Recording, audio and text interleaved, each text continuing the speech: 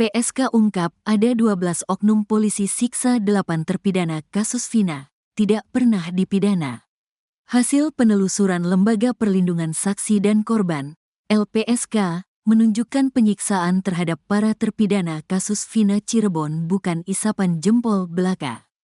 8 terpidana, Rivaldi Aditya Wardana, Eko Ramdhani, Koplak, Hadi Saputra, Bolang, Eka Sandi, Tiwul, Jaya, Kliwon, Supriyanto, Kasdul, Sudirman, Saka Tatal, benar-benar disiksa oknum polisi pada 2016 silam. Selain ke-8 terpidana, Aldi, adik dari Eka Sandi, yang sempat dituduh pelaku juga mengalami penyiksaan yang sama. Yang mengalami penyiksaan 8 terpidana dan Aldi, adik terpidana Eka Sandi, yang sudah dipulangkan lebih dulu saat 2016. Kata Wakil Ketua LPSK, Sri Suparyati, saat dikonfirmasi di Jakarta Timur, Selasa, tanggal 23 Juli tahun 2024. Mereka terdiri dari oknum penyidik yang awalnya menangani kasus pembunuhan berencana Vina dan Eki, serta anggota Polres Cirebon menangani penahanan 8 pelaku. Namun, Sri tidak merinci penyiksaan apa saja yang dilakukan para oknum Korps Bayangkara itu.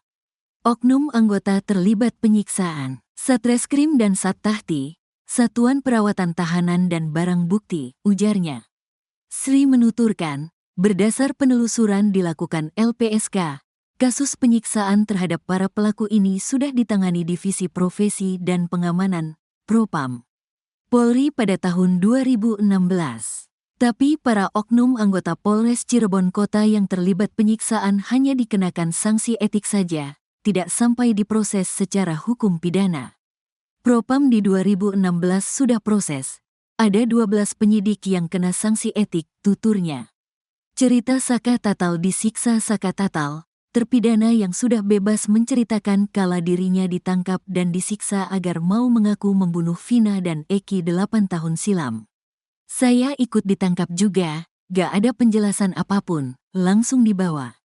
Nyampai di Polresta, saya langsung dipukulin, disuruh mengakui apa yang tidak saya lakukan, kata Saka Tatal kepada Kompas TV di Cirebon, tanggal 18 Mei tahun 2024.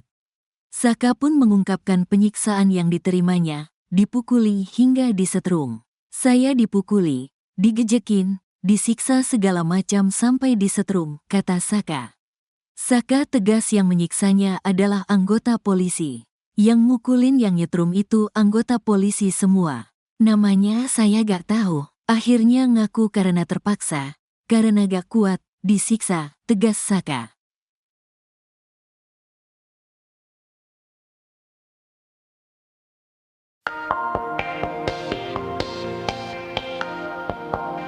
Hasil penelusuran LPSK menunjukkan penyiksaan terhadap para terpidana kasus Vina Cirebon bukan isapan jempol belaka. 8 terpidana, Rivaldi Aditya Wardana, Eko Ramdhani, Hadi, Eka Sandi, Jaya, Supriyanto, Sudirman, Saka Tatal, benar-benar disiksa oknum polisi pada 2016 silam. Selain ke-8 terpidana, Aldi, adik dari Eka Sandi, yang sempat dituduh pelaku juga mengalami penyiksaan yang sama. Wakil Ketua LPSK, Sri Suparyati menyebut ada 12 anggota Polres Cirebon Kota yang menjadi pelaku penyiksaan Saka Tatal dan kawan-kawan. Mereka terdiri dari oknum penyidik yang awalnya tangani kasus pembunuhan berencana Vina dan Eki, serta anggota Polres Cirebon menangani penahanan 8 pelaku.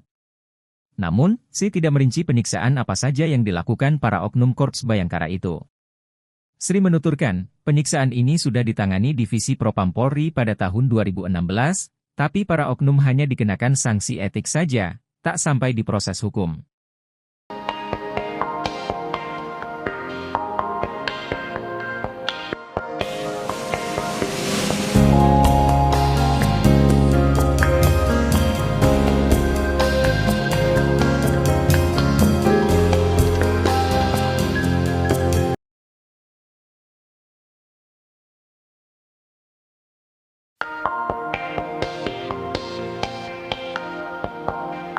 Ketua Harian Kompolnas Irjen Pol Purnawirawan, Beni Mamoto menyindir ex-Wakapolri Komjen Pol Purnawirawan, O.E. Groseno soal kasus Vina Cirebon.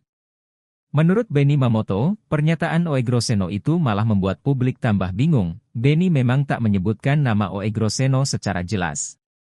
Namun ia menyinggung soal pengamat yang bicara ada mafia di kasus Vina Cirebon. Benny Mamoto mengatakan, banyak pengamat yang justru membuat publik jadi semakin bingung, bahkan pernyataan dari para pengamat itu hanya omong kosong. Kemudian ia pun memberi contoh pengamat yang memberikan pernyataan omong kosong itu. Benny Mamoto pun berharap para pengamat bisa memberikan pernyataan yang lebih bijak. Meski begitu, Benny Mamoto mengakui bahwa ada kelemahan yang dilakukan penyidik sehingga kelemahan itu yang dijadikan celah untuk berdebat.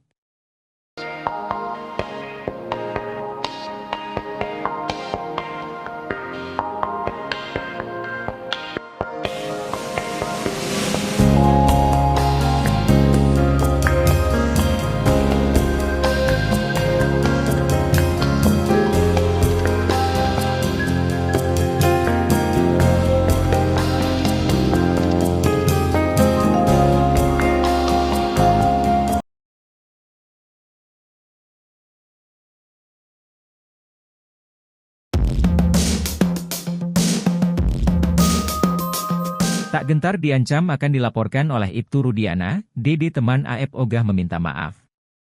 Dede mengatakan, ia lebih baik meminta maaf kepada para narapidana dan keluarganya daripada minta maaf pada Ibtu Rudiana. Pernyataan itu dilontarkan Dede secara spontan saat konferensi pers bersama dengan Otto Hasibuan dan Deddy Mulyadi.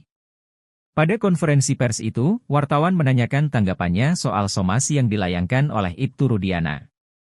Melalui kuasa hukumnya, Pitra Romadoni, Ibtu Rudiana meminta Dede meminta maaf. Hal itu karena Dede diduga telah memfitnah Ibtu Rudiana di kanal YouTube Kang Deddy Mulyadi.